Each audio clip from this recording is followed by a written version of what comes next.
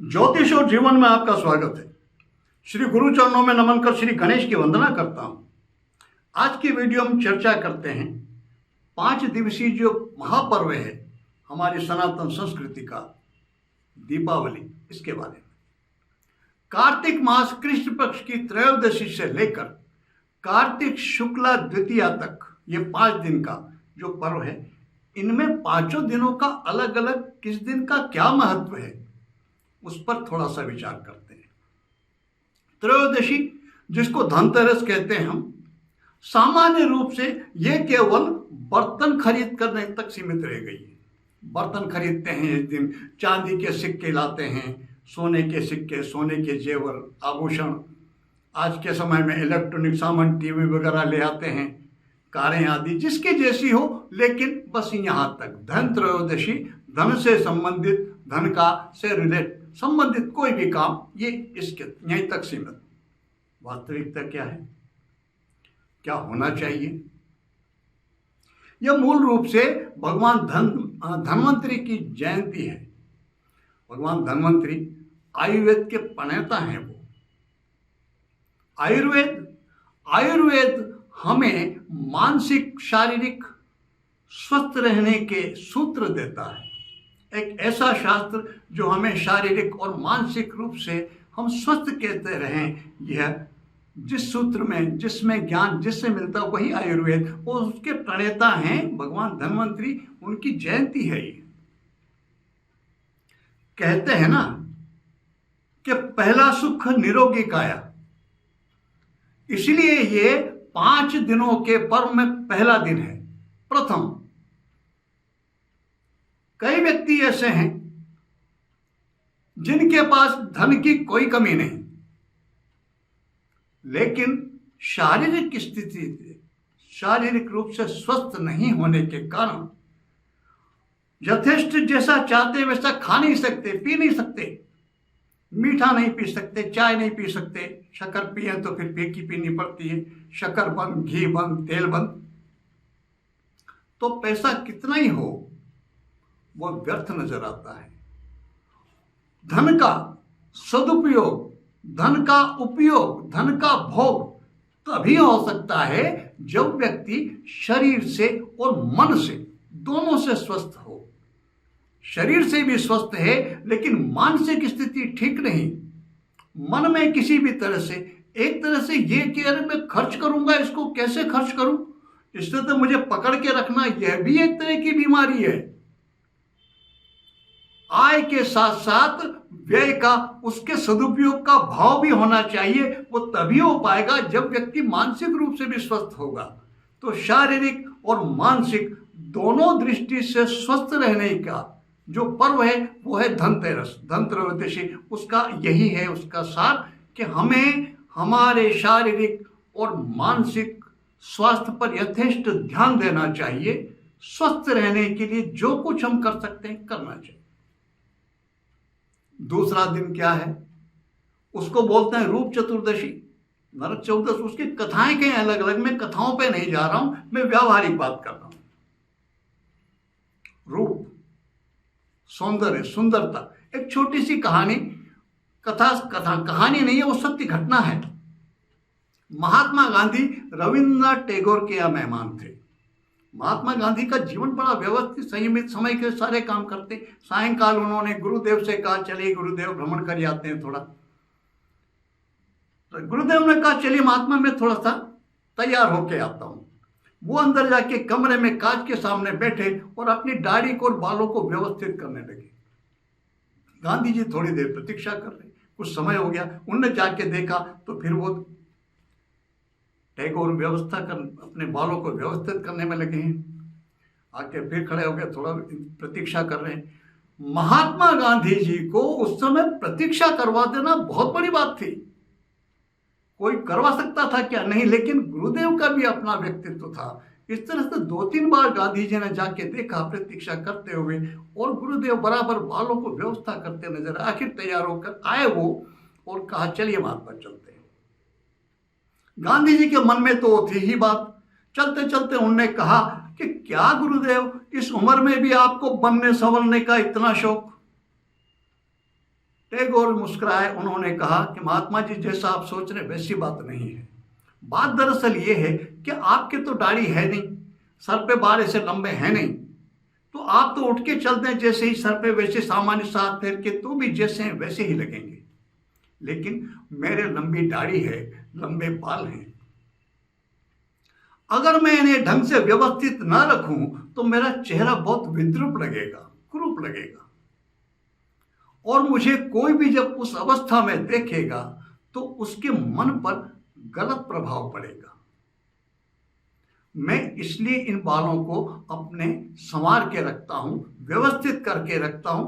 बनने संवरने का मुझे शौक नहीं है, जैसा आप सोच रहे हैं वैसा नहीं। मैं नहीं चाहता कि मुझे देख करके, मेरे चेहरे को देख करके किसी का भी सौंदर्य बोध प्रभावित हो, इसलिए मैं इन बालों को संवार के रखता हूं।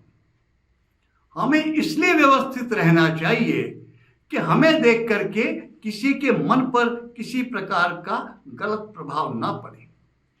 उसकी जो मानसिक प्रकृति ने जो सौंदर्य बोध दिया है उस पर किसी तरह का गलत प्रभाव ना पड़े।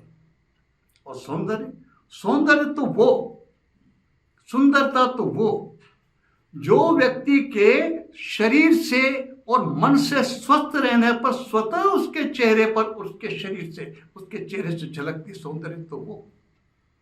जब हम शरीर से स्वस्थ रहेंगे, मन से स्वस्थ रहेंगे, तो प्रकृति ने तो हमें सौंदर्य प्रदान कर ही दिया है। एक नैसर्गिक आकर्षण शरीर पे, चेहरे पे प्रदान प्रकृति ने कर ही दिया है। हमें चाहिए कि हम अपने प्रयास से उसे भी व्यवस्थित करके रखें। अगर दाढ़ी है, बाल लंबे हैं, कुछ भी, अगर हम क्लीन शेव रहते हैं तो दाढ़ी समय पे बना के रखें, और यदि दाढ़ी लंबी है तो उसको व्यवस्थित करके रखें। रूप चतुर्दशी यही संदेश देती है। उसके बाद फिर तीसरा दिन है लक्ष्मी पूजन का।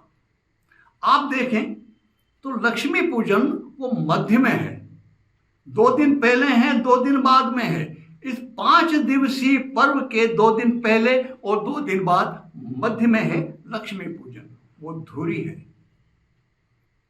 धन, पैसा, उसकी प्रतिनिधि हैं भगवती लक्ष्मी, उनका पूजन करते हैं हम। सब आसपास ही तो घूमता है उनके, सारा संसार उनके आसपास ही घूमता है, वही धुरी है। स्वस्थ शारीरिक और मानसिक रूप से स्वस्थ रहना चाहते हैं हम, तो उसके लिए भी पैसा चाहिए। बिना पैसे के हम शारीरिक और मानसिक रूप से स्वस्थ नहीं रह सकते। और प्रकृति ने जो शरीर से, मन से स्वस्थ हमें स्वास्थ्य दिया है, उसे व्यवस्थित रखना है, तो उसके लिए भी पैसा चाहिए। वो तीसरा दिन पूजन भगवती लक्ष्मी का। इस लक्ष्मी पूजन पे आज इस वीडियो में एक ऐसा प्रयोग छोटा सा बताना चाहता हूं। 5 दिन पूरे व्याख्या करने के बाद वो बताऊंगा। वो हमें करना है, वो कीजिए और उसको व्यवस्थित रखिए। जहां हम पैसा रखते हैं वहां पर वर्ष भर आप समृद्ध रहेंगे, भगवती की कृपा बनी रहेगी। तो तीसरा दिन भगवती के लक्ष्मी पूजन का, रात्रि में पूजन करते हैं, उनकी उपासना आराधना करते हैं। दूसरे दिन, दीपावली के दूसरे दिन गोवर्धन पूजा करते हैं, गोवंश की पूजा करते हैं। हमारा देश कृषि प्रधान देश है। आज भी अर्थव्यवस्था का बहुत बड़ा दारोमदार, बहुत बड़ा भाग वो कृषि पर आधारित होता है। फसलें बिगड़ जाएं तो अर्थव्यवस्था पर बहुत गलत प्रभाव पड़ता है। फसलें अच्छी होती हैं, वो अर्थव्यवस्था को मजबूती प्रदान करती हैं। आजकल मशीनों का चलन हो गया है, बढ़ गया है। एक समय था जब कृषि का बहुत बड़ा दारोमदार गोवंश पर टिका होता था, तो जो माध्यम में, जो हमें समृद्ध करने में हमारे लिए सहायक बन रहे हैं, माध्यम बन रहे हैं, उन्हें हमें पूजना चाहिए। वो उनके प्रति आभार व्यक्त करना चाहिए, चाहे वो पशु ही क्यों ना हो, तो हम उनका पूजन करें। आज यदि मशीनी युग है तो हम मशीनों की सार संभाल करें, उनको भी सम्मान दें, उनका भी पूजन करें। यह दूसरे दिन की बात। स्वस्थ भी हैं, लक्ष्मी की कृपा है, हम व्यवस्थित भी रहते हैं, धन की भी यथेष्ट आय है हमारे पास, लेकिन सामाजिक समरसता उसका एक अपना आधार है। भाई दूज, वो इसी का संकेत देती है। सामाजिक व्यवहार हमें यथेष्ट बनाए रखना चाहिए, लेकिन वो भी बिना पैसे के नहीं रह, निर्वाह उसका नहीं हो सकता, उसमें भी धन का व्यय होता है। बहन भी कुछ व्यय करती है और जितना बहन व्यय करती है उससे बढ़ा के कुछ अधिक व्यय भाई भी करता है। एक सामाजिक पारिवारिक एक समरसता बनी रहती है। इन सब में लक्ष्मी धुरी है, वही बीच में है, मध्य में। तो लक्ष्मी पूजा के दिन, दीपावली की रात्रि में हम कुछ भी करते हो, चाहे कनक धारा के पाठ करते हो या किसी लक्ष्मी मंत्र का जप करते हो, हम कुछ भी करें, एक छोटा सा प्रयोग कीजिए। आप एक अनुभूत प्रयोग दे रहा हूं मैं आपको, ये करके देखिए। कमल गट्टे ले आइए, बहुत आसानी से मिल जाएंगे आपको। अगर लक्ष्मी किसी मंत्र का जप करते हैं तो जितनी मालाएं करें उतने कमल गट्टे, एक माला जप करके भगवती लक्ष्मी को एक कमल गट्टा अर्पित कर दें। यदि कनक धारा के पाठ कर रहे हैं तो एक कनक धारा का पाठ करके और कमल गट्टा एक अर्पित कर दें। किसी लक्ष्मी स्तोत्र का पाठ कर रहे हैं तो एक अर्पित करें, एक स्तोत्र का पाठ करें और वो स्तोत्र का पाठ करके और भगवती को वो कमल गट्टा अर्पित कर दें। अब ये संख्या 5, 7, 9, 11, 21, कम से कम 5 होना चाहिए। 5 मालाएं करें या स्तोत्र के 5 पाठ करें,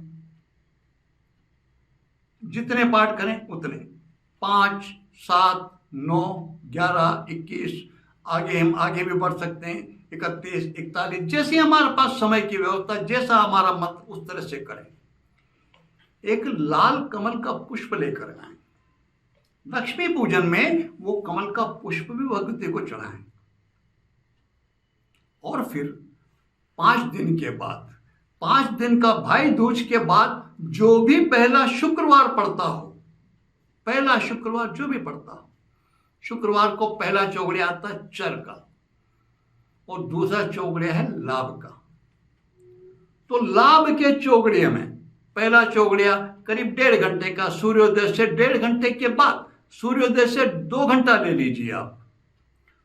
स्थानीय समय से देखें, सूर्योदय के 2 घंटे बाद वो जो कमल गट्टे के जो हमने चढ़ाए हैं भगवती को, उनको और उस लाल पुष्प को एक लाल वस्त्र में लपेटें और ऊपर से लच्छा लपेट दें, गांठ ना लगाएं।